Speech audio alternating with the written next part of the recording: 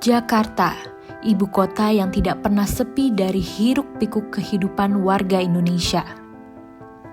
Tempat yang tidak pernah redup dari lampu jalan dan lampu kendaraan.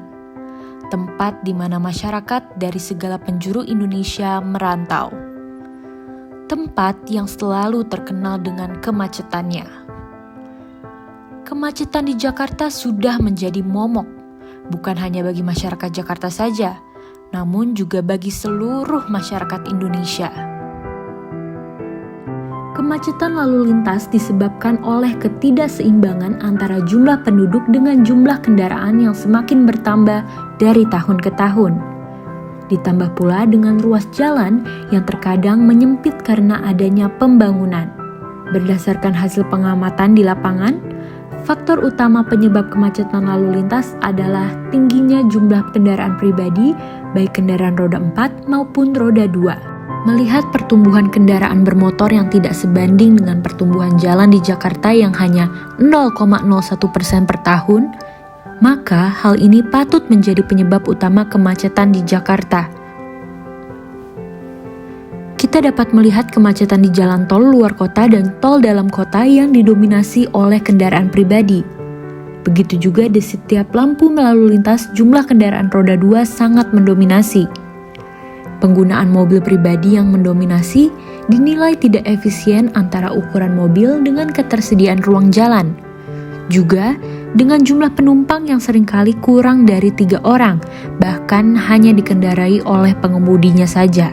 Dapat kita bayangkan bagaimana pemborosan ruas jalan yang sia-sia dengan penggunaan mobil pribadi dengan ukuran besar yang hanya diisi oleh 1 orang saja.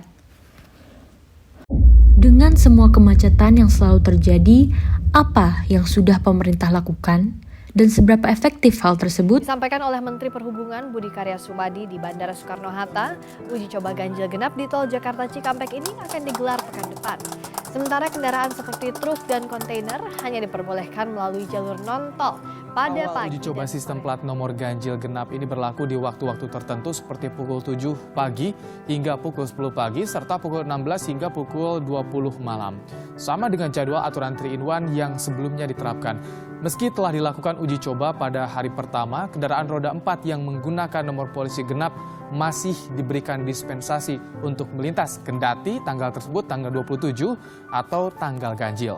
Ke informasi lain, Saudara, Direktorat Lalu Lintas di Telantas Polda Metro Jaya dan Dinas Perhubungan DKI Jakarta akan menggelar uji coba kawasan ganjil genap baru yang mulai diberlakukan pada hari ini hingga Minggu 12 Juni mendatang. Warga Jakarta sebaiknya memperhatikan plat sebelum beraktivitas mulai hari ini termasuk di 13 titik baru. Kebijakan ganjil genap. Kebijakan ini dilakukan dengan cara membatasi kendaraan bermotor berdasarkan plat nomor ganjil genap. Apakah cara ini efektif?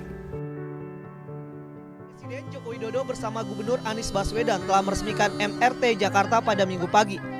Moda transportasi terbaru di ibu kota ini telah lama dinanti sebagai salah satu solusi mengatasi kemacetan di Jakarta.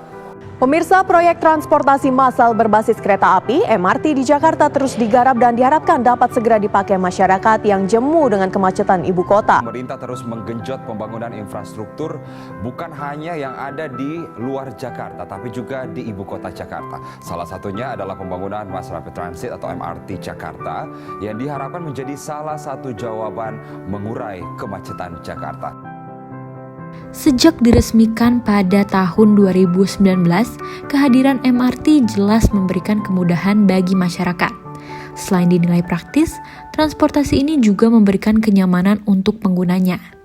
Apakah kamu merasakannya? Ketiga, selain menambah alternatif moda transportasi umum, pemerintah Provinsi DKI Jakarta juga telah menambah armada moda transportasi umum yaitu bus Transjakarta. Penambahan armada ini salah satunya dialokasikan untuk membuka rute di daerah penyangga seperti Depok, Tangerang, Bekasi, dan Serpong. Kemudian yang terakhir adalah Jalan Layang. Jalan layang yang kini telah rampung dibangun adalah jalan layang di kawasan CSW Kebayoran Baru. Jalan layang ini dikhususkan untuk bus Transjakarta Koridor 13 yang terdiri dari 12 halte. Jika dilihat melalui media sosial Twitter, ada banyak sekali keluhan dari para pejuang rupiah mengenai kemacetan di Jakarta. Lalu, apalagi yang bisa dilakukan oleh pemerintah untuk bisa memecahkan masalah macet di ibu kota? Ya, Pemprov DKI Jakarta telah menyusun rencana untuk memberlakukan sistem jalan berbayar atau Electronic Road Pricing (ERP) di sejumlah ruas jalan ibu kota. Kini pemerintah masih membahas soal regulasinya sebelum nanti Pemprov DKI Jakarta melakukan penerapan uji coba jalan berbayar atau Electronic Road Pricing atau ERP mulai hari ini. Ya, dalam uji coba tersebut pengendara belum dikenakan biaya. Belum lama ini masyarakat ibu kota kembali ramai mengomentari program yang tengah diusung oleh Pemprov DKI. Ya, program tersebut adalah jalan berbayar atau Electronic Road Pricing atau ERP. Kabarnya ERP akan diterapkan pada 25 ruas jalan ibu kota dengan tarif mulai dari Rp5.000 hingga Rp19.900. Biaya ini dikenakan pada pengendara atas kemacetan yang ditimbulkan.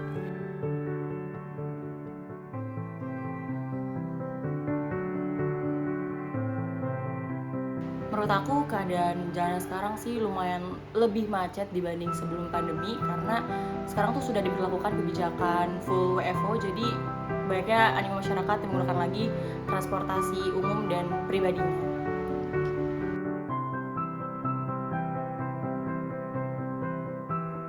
Yang saya rasakan waktu kejebak macet di jalanan itu frustasi pasti karena kita tuh melaju dalam waktu biar kita nggak telat. Itu sih capek juga sih kalau kejebak macet.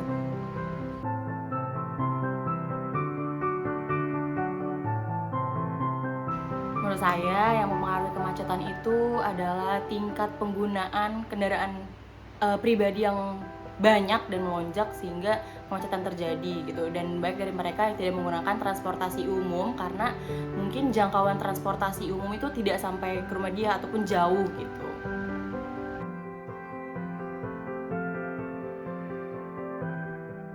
Solusi yang saya ketahui mengenai kebijakan pemerintah saat ini adalah pemberlakuan ganjil genap, pembangunan MRT, lalu penggunaan kendaraan gratis yaitu Jakpro.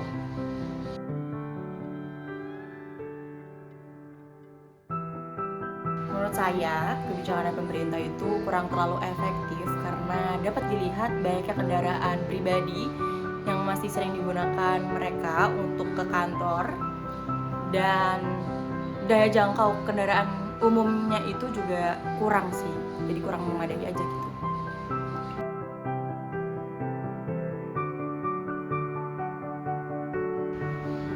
Oh iya, pernah.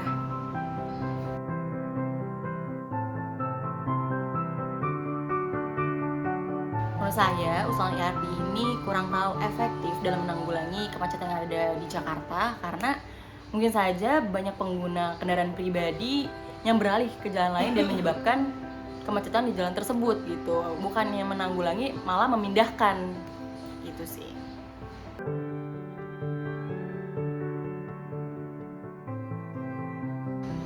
Menurut saya, solusi yang tepat bagi pemerintah setempat ialah dengan tidak menggunakan tarif berbayar gitu untuk melewati jalan, karena kan kita juga bayar pajak gitu. Kenapa kita harus bayar pula itu jalanan gitu? Jadi ayolah pemerintah untuk membuat kebijakan yang sama-sama win-win solution bagi kita, bagi masyarakat dan pemerintahan, agar kesetaraan pun terjadi di sini gitu. Akankah program ini terlaksana dan memberikan dampak yang efektif?